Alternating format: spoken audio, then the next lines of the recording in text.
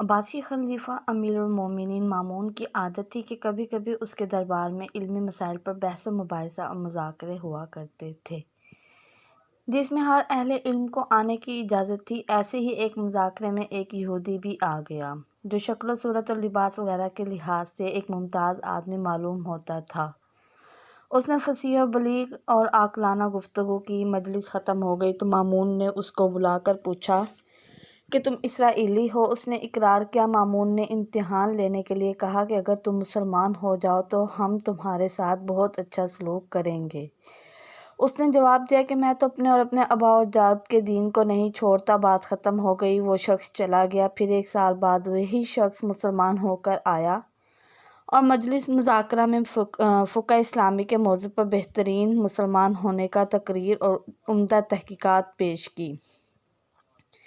یوں مجلس ختم ہونے کے بعد مامون نے اس کو بلا کر پوچھا، تم وہی شخص ہو نا جو گزشتہ سال آئے تھے؟ جواب دیا، ہاں میں وہی ہوں۔ مامون نے پوچھا کہ اس وقت تو تم نے اسلام قبول کرنے سے انکار کر دیا تھا، پھر اب مسلمان ہونے کا سبب کیا ہوا؟